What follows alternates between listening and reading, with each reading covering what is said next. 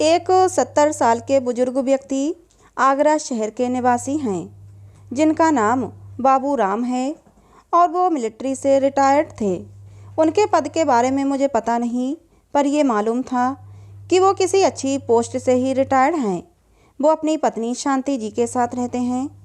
वैसे उनकी 5 बेटियां हैं, पर सभी की शादी हो चुकी हैं और सभी अपनी अपनी गृहस्थी में व्यस्त हैं।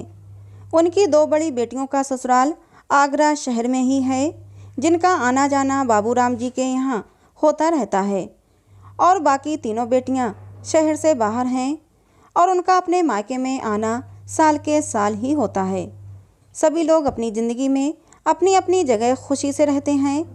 बाबू राम जी और उनकी पत्नी शांति अपना जीवन यापन बाबू राम जी की पेंशन से ही करते हैं और अपनी पेंशन से वो दोनों ही बहुत ही अच्छा जीवन जीते हैं। उन लोगों को किसी भी प्रकार की कोई तकलीफ़ नहीं है।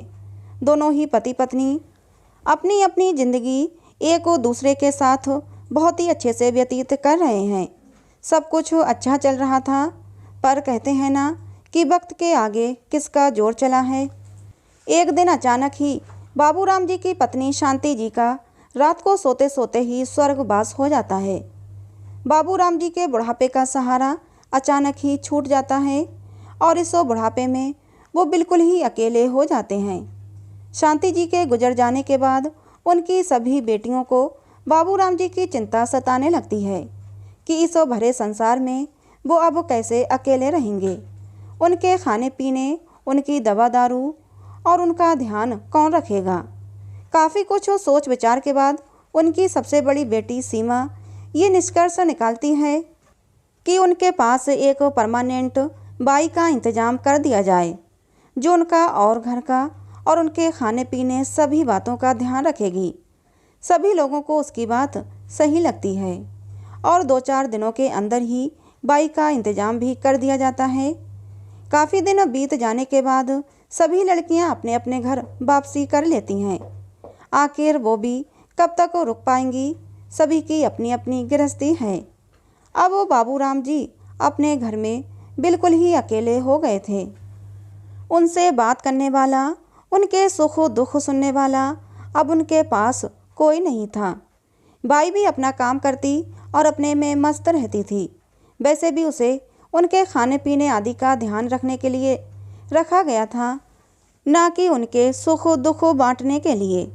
शांति जी के जाने के बाद शुरू में तो दोस्त और रिश्तेदार मिलने आते थे, पर अब उस बूढ़े व्यक्ति के पास समय खराब करने कोई नहीं आता था। बाबू राम जी भी अब अपनी परिस्थिति से ऊब गए थे। उन्होंने बाहर आना जाना बंद कर दिया था। शांति जी के जाने का उन्हें इतना सदमा था कि वो अब ना किसी से बात करते थे और ना ही किसी के पास जाते थे। बस कभी कभार किसी का फ़ोन आ जाता तो उनकी बात हो जाती थी। दिन ऐसे ही गुजर रहे थे। बाहर से उन्हें देखने पर यह महसूस होता था कि वो अपनी दुनिया में खुश हैं। वो बात अलग है कि शांति जी का उन्हें बहुत ज़्यादा दुख है, पर हकीकत उसके विपरीत थी। बाबू राम जी की तबीयत अब अकेले रहते रहते बहुत ख़राब रहने लगी थी। इतनी ख़राब कि उनके बिस्तर पकड़ने की नौबत आ गई थी, क्योंकि उनके पास बात करने वाला, उनके सुख दुख बांटने वाला कोई ना था और इस बात से वो मन ही मन घुटते रहते थे। बाबू राम जी की बेटियों को उनके बीमार होने की खबर मिलती है तो 5 ही बेटियां उनसे मिलने चली आती हैं और बीमार पिताजी को देखकर उन्हें समझ नहीं आ रहा था कि वो सब क्या करें, कैसे उनका ख्याल रखें। सभी की अपनी अपनी गृहस्थी थी, तो कोई भी हमेशा के लिए उनके पास नहीं रह सकता था, पर कुछ ना कुछ तो रास्ता निकालना ही था। बहुत कुछ विचार विमर्श करके और सभी बेटियों की सहमति से सब इस नतीजे पर पहुँचे कि अब से पापा हर किसी के घर 2-2 महीने के लिए उनके साथ रहें और उनके इस घर को बेच दिया जाए, जिससे उनकी देखभाल हो जाएगी। और उनके इस लिए गए फैसले में उन सभी बेटियों के पतियों ने भी अपनी अपनी सहमति दी। सभी ने यही कहा कि पापा की भलाई इसी में है कि वो हम सबके साथ रहें, जिससे वो खुश रहेंगे तो जल्दी अच्छे हो जाएंगे। घर को बेचने वाली बात बाबू राम जी को बताई गई। इस बात को सुनकर उन्हें थोड़ा दुख लगा, क्योंकि उस घर में उन्होंने अपनी पूरी जिंदगी बिताई थी। उस घर में अच्छे बुरे सब दिन देखे थे, इसलिए उस घर को हमेशा के लिए छोड़ देना उन्हें अच्छा नहीं लग रहा था। पर सबकी सहमति से लिए गए फैसलों को मानने के अलावा बाबूराम जी के पास और कोई चारा भी तो नहीं था। उन्होंने बुझे हुए मन से सोचा कि अकेले रहने से तो अच्छा यही है, कम से कम मेरे से बात करने वाला तो कोई होगा। बाबूराम जी का अपना बरसों पुराना घर, जिसमें उन्होंने अपनी पूरी जिंदगी काटी थी, उसे आनन फानन में बेच दिया गया। उनकी सहमति ली गई, पर बहुत ही बेमन से उन्होंने उस घर को बेचने की हामी भरी। उस घर को बेचने के बाद बाबूराम जी को सबसे बड़ी बेटी सीमा ने उन्हें अपने साथ चलने को कहा। बाबूराम जी भी उसके साथ जाने के लिए खुशी खुशी तैयार हो गए थे। बुढ़ापा शरीर था उनका और उन्हें देखने वाला भी कोई नहीं था, इसलिए वो जाने को राजी हो गए थे। हालांकि आगरा को और अपने घर को छोड़ना उनके लिए आसान नहीं था। सीमा के घर 2 महीने गुजारने के बाद वो उससे छोटी बेटी अंजू के घर जाने वाले थे, और ऐसे ही करके एक एक बेटी का नंबर उसके पैदा होने के हिसाब से आने वाला था, और बाकी बचे 2 महीने वो अन्य दोस्तों और रिश्तेदारों के यहाँ बिताने वाले थे। क्योंकि साल तो 12 महीने का होता है ना, और कोई भी ज़्यादा रखने के लिए राजी नहीं था। बाबूराम जी खुशी खुशी सीमा के साथ मथुरा रहने के लिए चले गए। वहाँ पर पहुंचकर सीमा के बाकी घर वालों ने बड़े ही प्यार से उनका स्वागत किया। उसके बच्चों ने भी नाना जी कहकर उनके आने की खुशी जाहिर की। बाबूराम जी उनके इस तरह से किए गए अपनेपन और प्यार को पाकर बहुत ही खुश हो गए थे। वो मन ही मन सोचने लगे कि अकेले पड़े रहकर जीवन काटने से तो यहाँ रहना, सबके साथ रहना अच्छा है। सीमा ने बाबूराम जी को रहने के लिए घर में एक अलग से कमरा दिया। उनकी ज़रूरत की सभी चीज़ों को ध्यान में रखकर उनके कमरे को उनके हिसाब से व्यवस्थित किया गया। कमरे में ही अटैच बाथरूम था, जिससे उनको कोई भी तकलीफ़ न हो। बाबूराम जी भी उसकी की गई सारी व्यवस्था को देखकर बहुत खुश हुए। उन्होंने मन ही मन सीमा और उसके परिवार को बहुत आशीर्वाद दिए। उन्होंने मन में सोचा कि चलो कम से कम आज भी इस बूढ़े व्यक्ति की किसी को ज़रूरत है, उसे भी प्यार करने वाला, ध्यान रखने वाला कोई है। बाबूराम जी का मन सीमा के घर में उसके और परिवार के सभी लोगों के द्वारा किए गए अपनेपन से लगने लगा था, और उनकी तबीयत में भी धीरे धीरे सुधार होने लगा था। बाबूराम जी के नाती पोते भी उनका बहुत ध्यान रखते थे। सबके साथ खाना पीना, उठना बैठना, सभी के कामों में उनका सहयोग करना, इन सभी बातों से वो अब खुश रहने लगे थे। उनकी दूसरी बेटियों का भी फ़ोन आता रहता था, और वो सभी से सीमा के घर अपने खुश होने की बात बताते थे। अब तक वो बाबूराम जी को सीमा के घर रहते हुए 1 महीना गुजर चला था। अब वो बाबूराम जी का मन सीमा के घर पर नहीं लग रहा था। बाबूराम जी का मन ही मन अपना घर, अपने आस पड़ोस, रिश्तेदार, दोस्त और सबसे ज़्यादा अपनी पत्नी शांति को याद किया करते थे।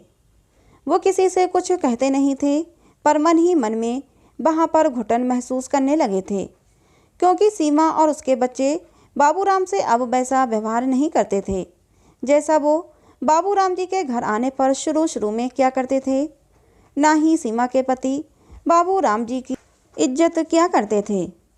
एक दिन की बात है, जब वो बाबूराम जी अपने कमरे में बैठे पूजा पाठ कर रहे थे कि तभी सीमा उनके कमरे में आकर उनके पलंग पर उनके पास ही बैठ गई और उनके पाठ खत्म होने का इंतज़ार करने लगी। उसे देखकर बाबूराम जी को थोड़ा आश्चर्य हुआ कि आज कहाँ से इस बूढ़े की याद आ गई। उन्होंने सोचा कि आज कैसे सूरज पश्चिम से निकल आया, क्योंकि बाबूराम जी के बहुत बुलाने पर भी वो उनके पास नहीं आती थी, कोई ना कोई बहाना बनाकर टाल जाती थी। उन्होंने सोचा कि ज़रूर इसे मुझसे कोई काम है। बाबूराम जी ने अपना पाठ ख़त्म किया और सीमा से कमरे में आने का कारण पूछा। सीमा कई तरह की मीठी मीठी बातें करने लगी, पर बाबूराम ने उसे टोकते हुए सीधे मुद्दे की बात पर आने को कहा। क्योंकि उसकी बात से वो समझ रहे थे कि वो कुछ कहना चाहती है। सीमा ने भी बाबूराम जी के कहते ही बिना समय गंवाए अपनी बात को कहना शुरू किया। सीमा ने कहा कि अनिल यानी कि सीमा के पति, वो कह रहे थे कि आपको किसी दूसरे कमरे में शिफ्ट कर देते हैं, क्योंकि अनिल ये कमरा किराए पर देना चाहते हैं, जिससे घर में थोड़ी ज़्यादा आमदनी होने लगे, क्योंकि कहीं ना कहीं घर का खर्च बढ़ गया है। सीमा के ऐसा कहते ही बाबूराम जी के दिल को जोरों से धक्का लगा, क्योंकि बाबूराम जी अच्छे से जानते थे कि उस घर में कोई भी ऐसा कमरा नहीं है जिसमें उन्हें शिफ्ट किया जाए। वो चुपचाप बैठे सीमा की सारी बातें सुनते रहे। सीमा न जाने क्या क्या कहे जा रही थी, लेकिन बाबूराम जी का दिमाग तो सुन्न अवस्था में चला गया था। थोड़ी देर तक अपने मन में ही कुछ सोच विचार करके बाबूराम जी ने सीमा से कुछ कहे बिना बात को तोड़े मोड़े सीधे ही उस कमरे का किराया बताने को कहा।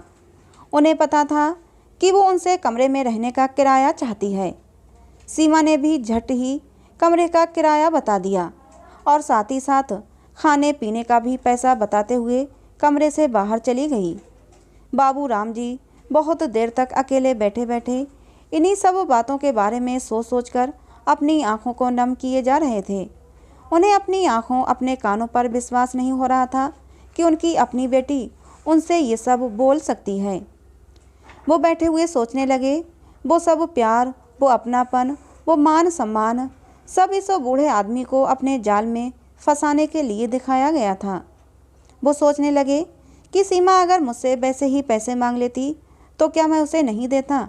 आखिर वो मेरी बेटी है, और वैसे भी बेटियों के घर का माँ बाप मरते दम तक भी पानी नहीं पीते, पर इस तरह से खाने का पैसा और किराया मांगकर उसने मेरा दिल बहुत दुखाया है। क्या यही दिन दिखाने के लिए मुझे अपने साथ लाई थी? ये सब बातें उनके दिमाग में चल रही थीं। आज उन्हें अपनी पत्नी की बहुत याद आ रही थी। ये सब सोचते सोचते वो ज़ोर ज़ोर से रोने लगे। जैसे तैसे आज बाबूराम जी को सीमा के घर में रहते हुए 2 महीने बीत गए थे। बाबूराम जी का मन अब तक सीमा की तरफ से पूरी तरह से बुझ गया था। वो जल्दी से जल्दी उसके घर से निकल जाना चाहते थे। उन्हें इस घर में 2 महीने से किसी न किसी बहाने अच्छी तरह से लूटा गया था, कभी कुछ मांगकर, तो कभी कोई दुखड़ा रोकर, तो कभी बच्चों के नाम पर। बाबूराम जी को इस घर में पूरी तरह से एटीएम की तरह इस्तेमाल किया जा रहा था। बाबूराम जी को अपने खर्च किए गए पैसों का दुख नहीं था, बल्कि उन्हें दुख इस बात का था कि इस घर में उन्हें सीमा के पिता की हैसियत से नहीं, बल्कि किसी किराएदार की तरह से रखा गया था। उस घर में अब उनका इतना दम घुटने लगा था कि उन्होंने अपनी दूसरी बेटी अंजू को वहाँ से ले जाने के लिए कहा। बाबूराम जी के फ़ोन करते ही अंजू और उसके पति सुरेश उन्हें लेने पहुँच गए।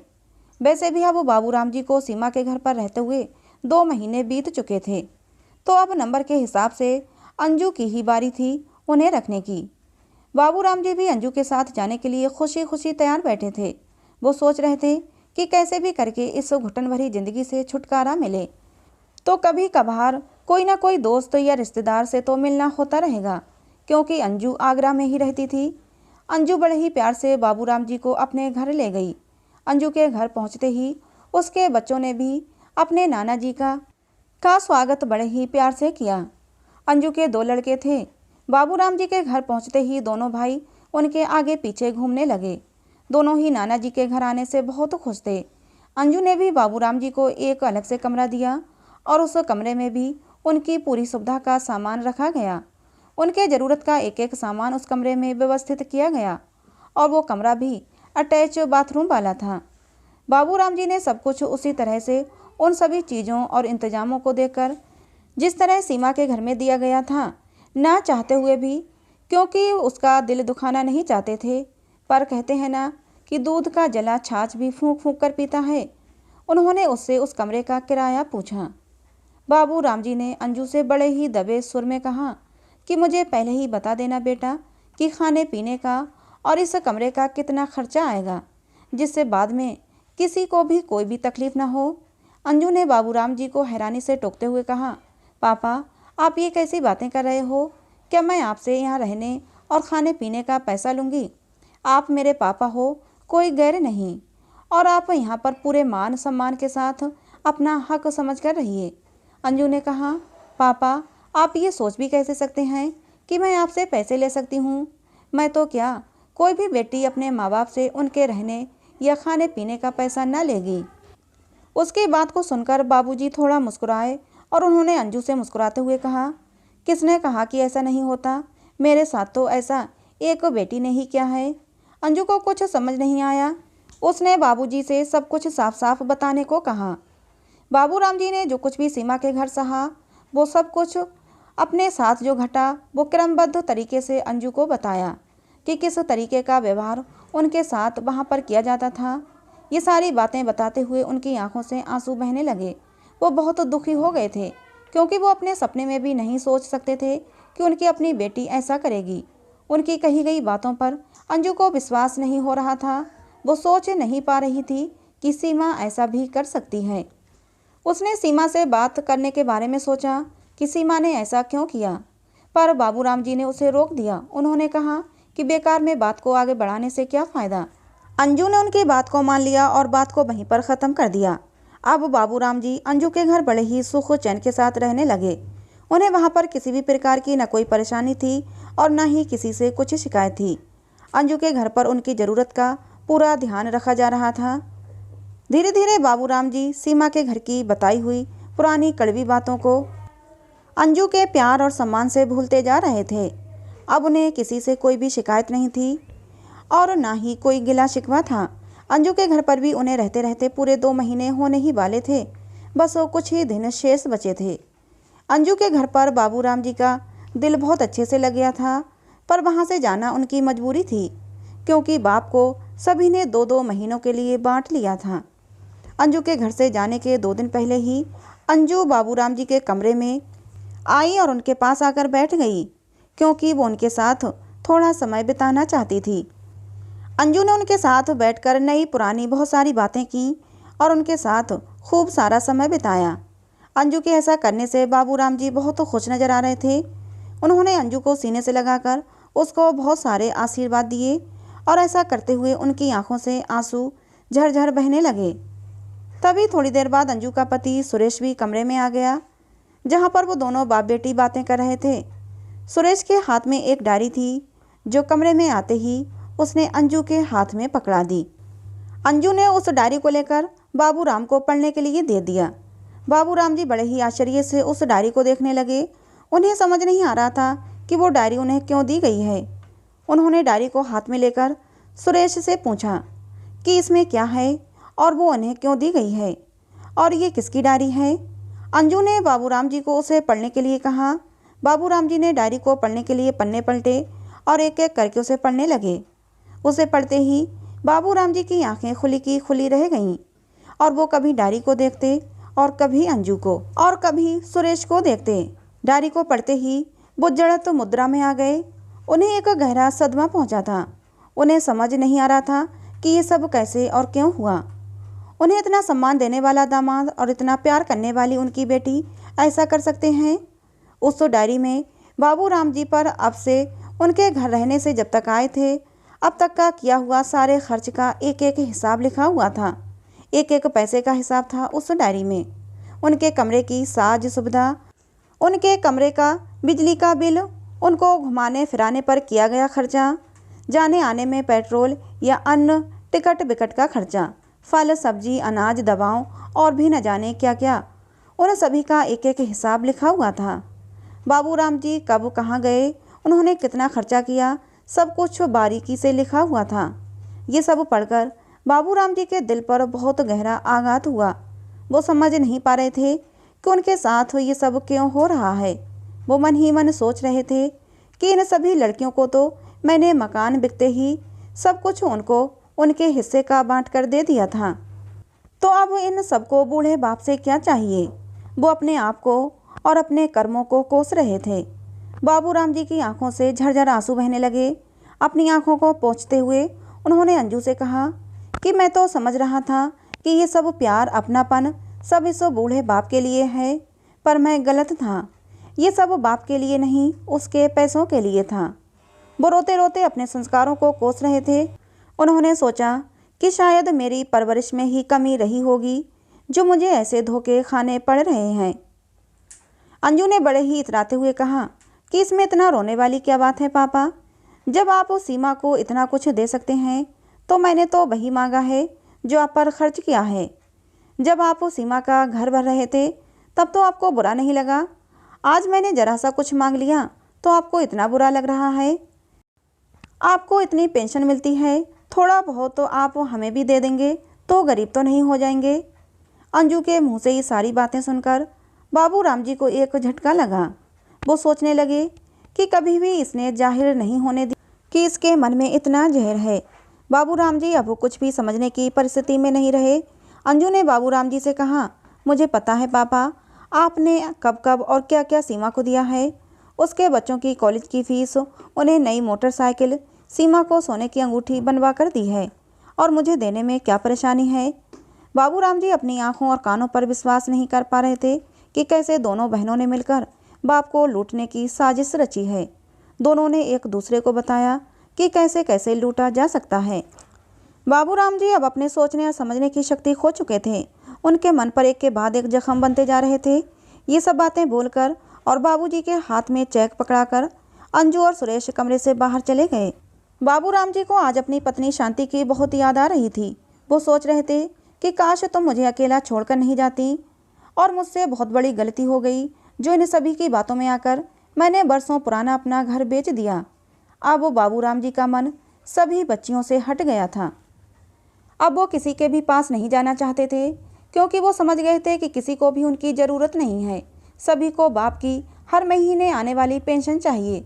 सभी को उनके पैसे दिखाई दे रहे हैं। सभी की आपस में होड़ है कि कौन किससे ज़्यादा हड़प ले।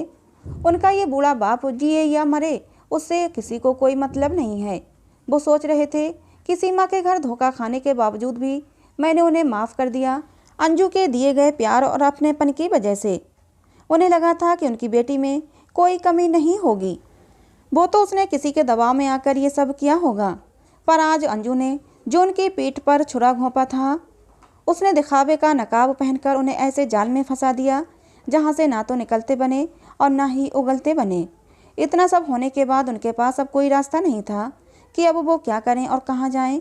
वो सोचने लगे कि अब तो ये जीवन किसी काम का नहीं है, उनकी किसी को ज़रूरत नहीं है। वो आज बहुत दुखी थे। वो ये सारी बातें अपने मन में ही सोचे जा रहे थे। अब बाबू राम जी को अंजू के घर रहते हुए 2 महीने पूरे हो गए थे और उसने अपनी छोटी बहन निधि को बाबू जी को अपने साथ ले जाने के लिए फ़ोन कर दिया। अंजू के फ़ोन करते ही निधि और उसके पति कमल दूसरे दिन ही सुबह सुबह बाबूजी को लेने आ गए। बाबू राम जी अब निधि के साथ जाना नहीं चाहते थे, पर न चाहते हुए भी वो ऐसा न कर पाए क्योंकि उनके पास रहने का कोई दूसरा इंतजाम नहीं था। उन्होंने बेमन से निधि के घर जाने की हामी भरी। वो अब अच्छे से जानते थे कि इसे भी बूढ़े बाप से कोई मतलब नहीं है।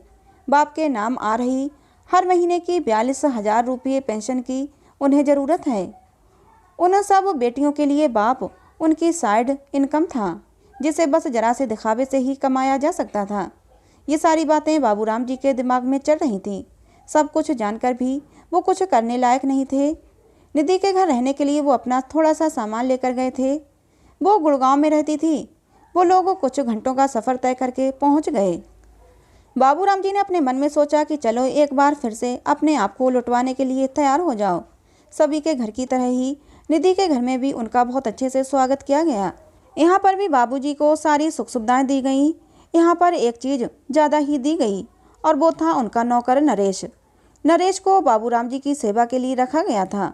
हालांकि बाबू राम जी भली भांति जानते थे कि उसकी तनख्वाह उन्हीं से वसूली जाएगी, पर सब कुछ जानते हुए भी उन्हें ही तसल्ली थी कि कम से कम उनसे बात करने के लिए कोई तो उनके पास होगा।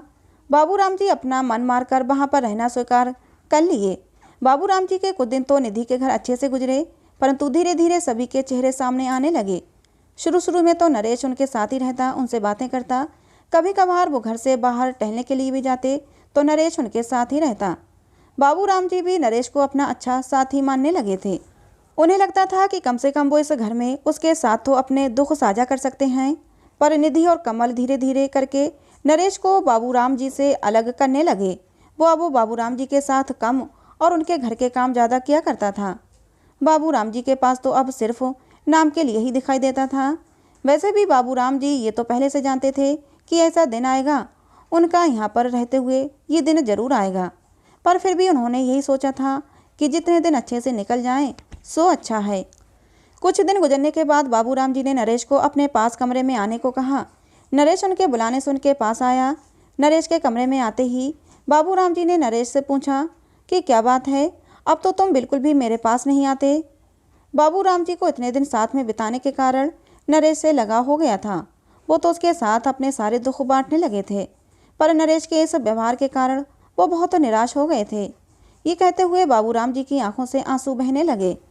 नरेश ने बाबूजी को बताया कि निधि और उसके पति ने उसे कहा है कि उसे वही काम करना है जो वो उसे बताएंगे। नरेश की बातों को सुनकर बाबूराम जी को बहुत दुख हुआ। इसके बावजूद भी काम वो उन लोगों के ही करता और तनख्वाह बाबूराम जी ही देते थे।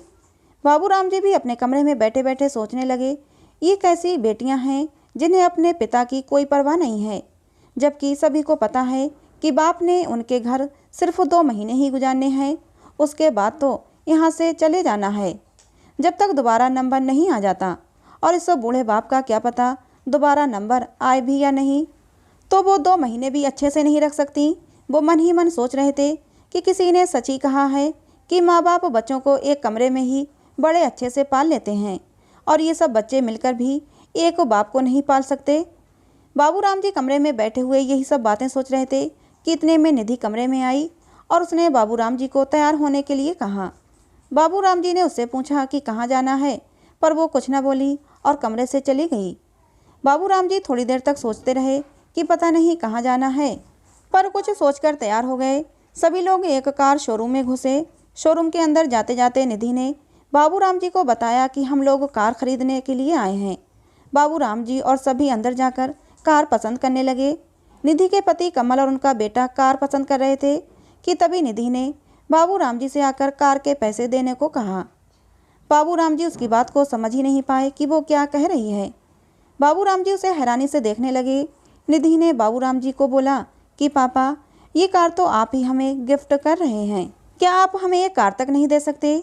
बाबूराम जी उस शोरूम के अंदर कोई हंगामा खड़ा नहीं करना चाहते थे। वो बिना कुछ बोले शोरूम से बाहर निकल आए। बाबूराम जी के बाहर आते ही निधि भी उनके पीछे पीछे बाहर आ गई और उन्हें तरह तरह के बहाने देकर उनसे कार के लिए चेक पर साइन करवा ले गई। बाबूराम जी चाहते हुए भी कुछ नहीं कर पाए। निधि तो अपनी दूसरी बहनों से भी ज़्यादा चालाक निकली। वो तो बाबूराम जी को बातों में फंसाकर कार गिफ्ट करवा ले गई। जब ये बात निधि की दूसरी बहनों को पता चलती है तो वो उन्हें अपने अपने तरीके से कोसने लगती हैं, क्योंकि सभी को अपने हिस्से में दूसरे से ज़्यादा चाहिए था। अब तक बाबूराम जी बहुत परेशान हो गए थे। वो रोज़ रोज़ के दिखावे और अपने ही बाप के साथ की गई चालसाजियों से ऊब चुके थे।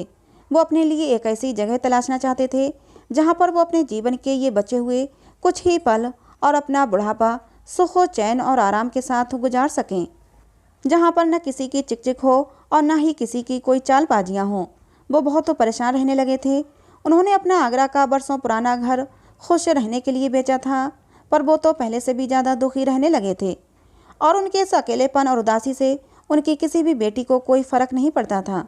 वो सब तो बस इसी में लगी रहती थीं कि कैसे और किस तरीके से अपने ही बाप को लूट सकें।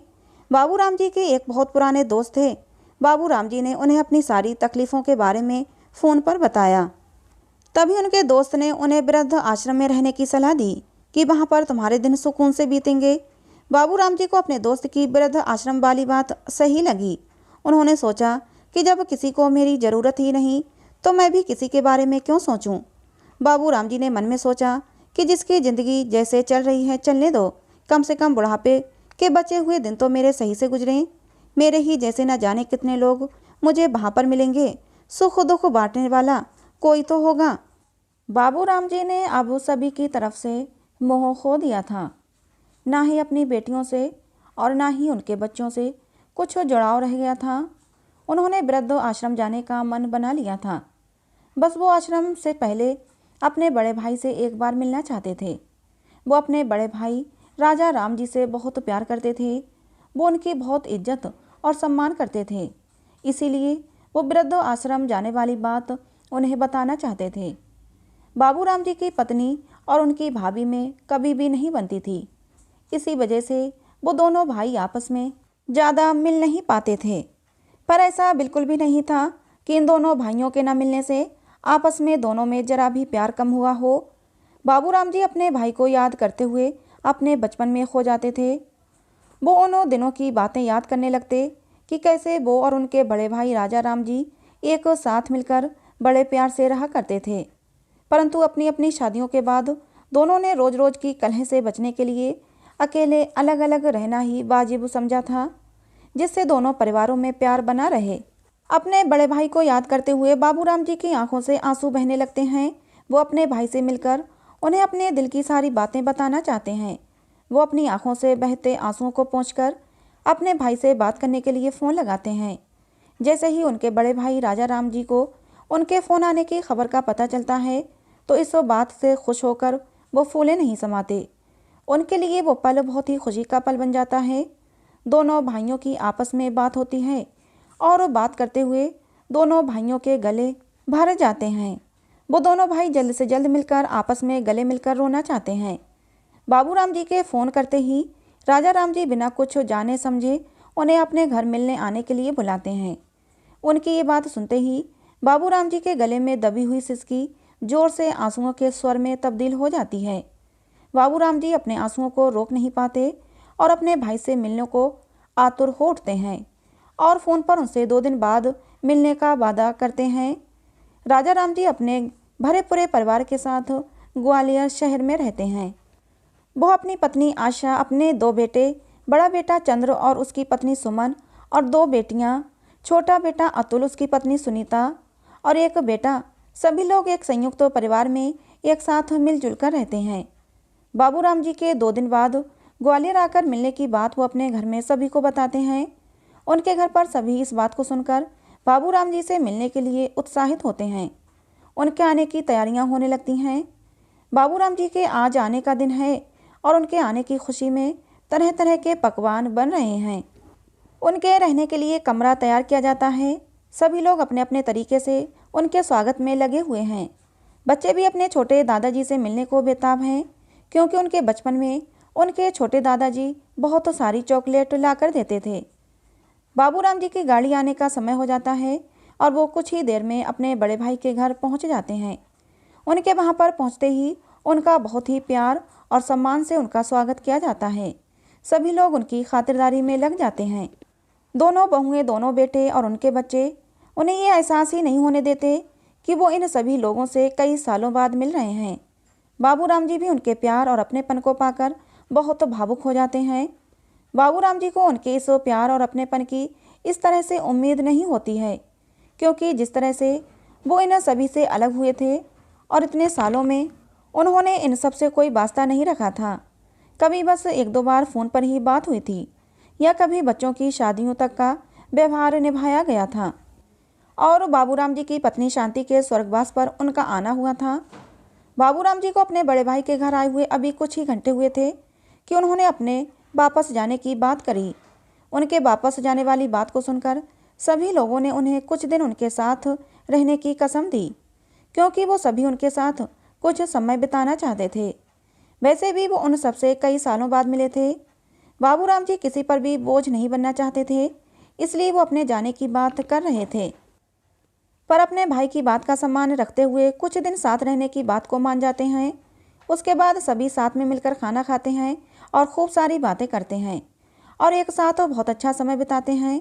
रात होते ही वो दोनों भाई एक साथ एक ही कमरे में सोते हैं और तभी बाबूराम जी से उनके भाई उनकी उदासी का कारण पूछते हैं। बाबूराम जी उनकी ये बात सुनकर थोड़ा आश्चर्य में पड़ जाते।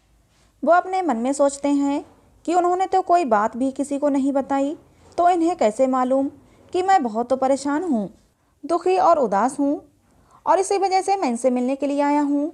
बाबूराम जी अपनी सोच में ही खो जाते हैं। राजा राम जी उन्हें आवाज़ लगाते हुए अपने हाथों से उन्हें हिलाते हैं। उनके ऐसा करते ही बाबूराम जी की चेतना लौट आती है और तब बाबूराम जी अपने भाई से पूछते हैं कि आपको ये कैसे पता कि मैं परेशान हूँ। उनके पूछते ही राजा राम जी बोले कि अगर सब कुछ सही होता तो यूँ बूढ़े बाप को कोई भी अकेले इतनी दूर सफ़र करने के लिए नहीं भेज देता। उन्होंने कहा कि मैं तो तुझे अकेला देखकर ही समझ गया था कि कोई बात जरूर है और बाकी बचा हुआ तेरा चेहरा बता रहा है। और तभी बाबूराम जी अपने भाई को अपने ऊपर बीती सारी परेशानियों को बताना शुरू करते हैं कि कैसे उनकी सारी बेटियों को उनकी नहीं बल्कि उनके पैसों की आवश्यकता है। बाबूराम जी अपनी एक एक लड़की के द्वारा किए गए एक एक गलत व्यवहार को पूरे विस्तार पूर्वक अपने भाई और भाभी को बताते हैं और ये सब बताते हुए उनकी आंखें नम हो जाती हैं। राजा राम जी और उनकी पत्नी को उनकी बताई हुई बात पर विश्वास नहीं होता है, क्योंकि वो ये समझ ही नहीं पा रहे थे कि कैसे कोई बेटी अपने ही बाप के साथ ऐसा कर सकती है।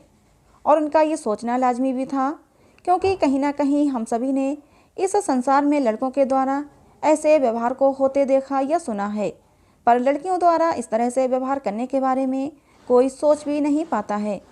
बाबूराम जी ने साथ ही में अपने वृद्ध आश्रम में रहने की बात भी उन लोगों को बताई। बाबूराम जी के वृद्ध आश्रम में रहने की बात सुनते ही राजा राम जी की आंखों में आंसू आ गए। वो अपने भाई की हालत को देखकर अपने आंसुओं को रोक नहीं पाए। राजा राम जी ने अपने भाई को गले लगाते हुए कहा कि मैं अभी मरा नहीं हूँ और मेरे रहते हुए तुम्हें कहीं भी जाने की ज़रूरत नहीं है, और अगर तुम्हें जाना भी पड़ा तो तुम अकेले नहीं जाओगे, मैं भी तुम्हारे साथ जाऊँगा।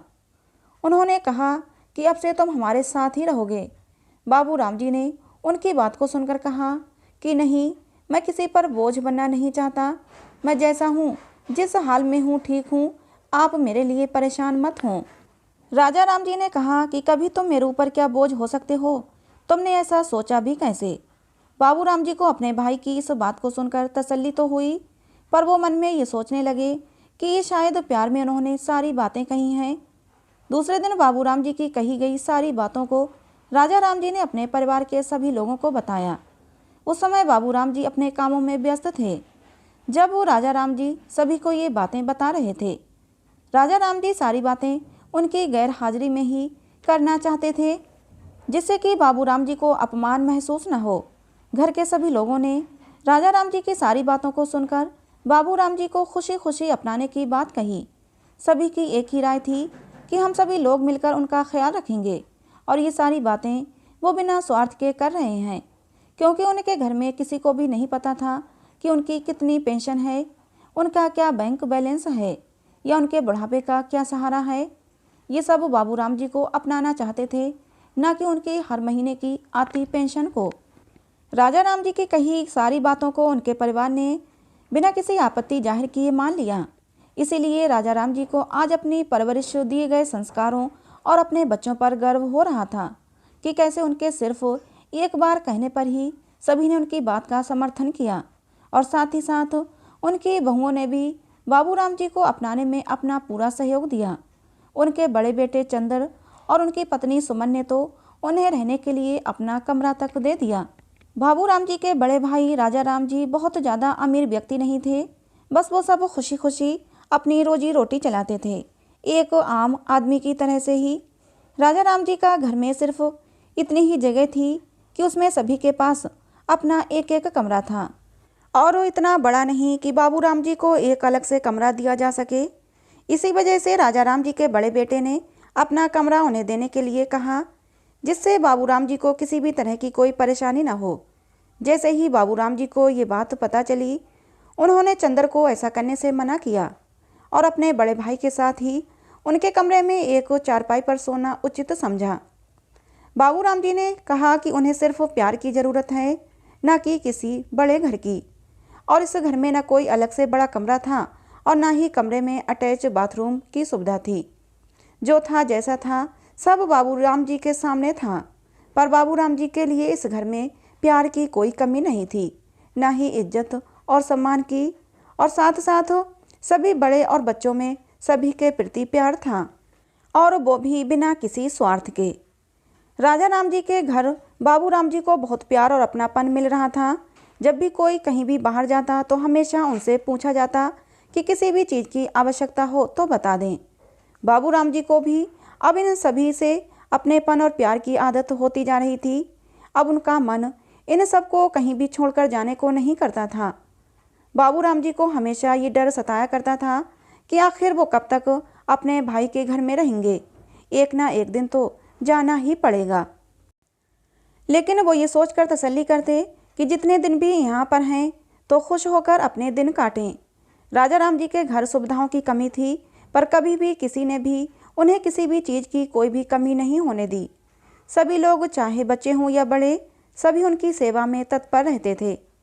राजा राम जी के घर पैसों की कमी होने के बावजूद कभी भी किसी ने भी बाबू राम जी को एक भी पैसा खर्च न करने दिया। बाबू राम जी जब भी पैसे देने की बात करते तो घर में सभी लोग उनसे नाराज़ हो जाते थे, क्योंकि सभी लोगों के लिए तो वो उनके घर का ही हिस्सा थे।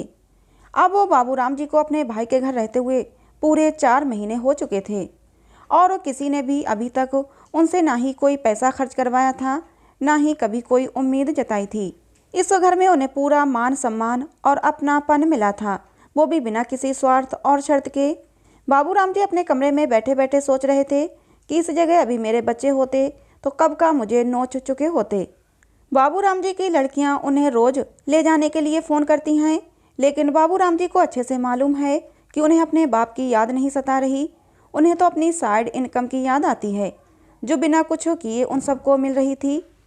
बाबू राम जी ये सारी बातें अपने मन में बैठे बैठे सोच रहे थे और ये सब बातें याद करते हुए बाबू राम जी की आंखों से आंसू बहने लगे। बाबू राम जी कमरे में बैठे हुए यही सब बातें सोच रहे थे कि इतने में राजा राम जी कमरे में आ जाते हैं। उन्हें देखकर बाबू राम जी तुरंत अपनी आंखों से बहते हुए आंसुओं को पोंछते हैं, पर वो ऐसा नहीं कर पाते। राजा राम जी उन्हें रोता हुआ देख लेते हैं और वो घबराकर बाबू राम जी से उनके रोने का कारण पूछते हैं। बाबू राम जी उन्हें टाल देते हैं और उनसे अब उनके घर से चले जाने की बात करते हैं। बाबू राम जी के घर से चले जाने वाली बात और उन्हें रोता हुआ देखकर वो उनसे पूछते हैं कि क्या उनके घर में उन्हें कोई तकलीफ़ है या किसी ने उनसे कुछ कहा है। बाबू राम जी अपने भाई को बीच में ही टोकते हुए कहते हैं कि आप ये कैसी बातें कर रहे हैं। मुझे यहाँ पर तो सभी लोगों से वो प्यार मिला है और वो खुशी मिली है जिसकी मैं सपने में भी कल्पना नहीं कर सकता। टाइम पर खाना, वो भी सबके साथ मिलजुल कर खाना, टाइम पर दवा और ना जाने क्या क्या। तो इस बात का ख्याल तो मैं कब से अपने मन से निकाल चुका था कि कोई अपनी ज़िंदगी के फैसलों में मेरी राय भी लेगा, पर मुझे इस घर में वो हक भी मिला कि मैं भी अपनी राय दूं। ये सब मेरे लिए किसी सपने को जीने से कम नहीं है। बाबू राम जी ने बोला कि मैं तो कब का अपने बच्चों के किए गए व्यवहार से हार चुका था, पर यहाँ पर आप सभी के साथ ने मुझे में जीने की उम्मीद जगाई। पर अब मुझे इन सब से डर लगता है कि अगर मुझे इन सब की आदत पड़ गई तो मैं अपने बाकी के दिन कैसे काटूंगा, क्योंकि मैं अब और ज़्यादा आप सभी पर बोझ नहीं बनना चाहता। बाबू राम जी के ये सब कहने के बाद राजा राम जी ने कहा कि तुम अब कहीं नहीं जा रहे हो, अब हम दोनों भाई एक साथ मरते दम तक इसी घर में रहेंगे। तुम अब मेरे घर का हिस्सा हो। बाबू राम और राजा राम बस नाम अलग हैं, तन अलग हैं, पर मन एक ही है। और अगर तुम्हें फिर भी ऐसा लगता है कि तुम किसी पर बोझ हो और तुम्हारी वजह से इस घर का खर्चा बढ़ गया है, तो इस घर से तुम नहीं, मैं जाऊंगा। राजा राम जी की ये बात सुनते ही बाबू राम जी की आंखों से झरझर आंसू बहने लगे। वो अपने भाई से गले मिलकर रोने लगे और ऐसा करने से वो अपने आप को रोक नहीं पाए। बाबू राम जी ने अपने भाई से कहा कि ज़िंदगी भी क्या क्या रंग दिखाती है। जिन बच्चों के लिए अपनी पूरी ज़िंदगी दे दी, अपना सब कुछ न्यौछावर कर दिया, वो मेरी लड़कियां आज वाकई में पराई हो गई हैं। और जिनसे मैंने कभी प्यार नहीं किया, जिनकी कभी दुख तकलीफ़ नहीं पूछी, कभी उनके सर पर एक प्यार भरा हाथ नहीं फेरा, वो बच्चे, वो बहू आज मुझे अपने से अलग नहीं होने देना चाहते। बाबू राम जी बोले कि सच ही कहा है किसी ने कि आज के ज़माने में लड़कियां लड़कों से कम नहीं हैं। तो ये बात बिल्कुल सही है कि जहाँ एक तरफ लड़के माँ बाप से अपना हक मांगने में पीछे नहीं हटते, उन्हें अपने माँ बाप से कुछ लेना देना नहीं होता, उन्हें सिर्फ पैसों से मतलब होता है, तो वहीं पर आज लड़कियां भी ऐसी ही होती जा रही हैं। उन्हें भी माँ बाप से ज़्यादा उनकी धन दौलत से प्यार है। बाबू राम जी ने कहा कि मैं सबके बारे में तो शायद नहीं कह सकता, पर मेरी बेटियां तो ऐसी ही हैं जिन्हें मुझसे प्यार नहीं है।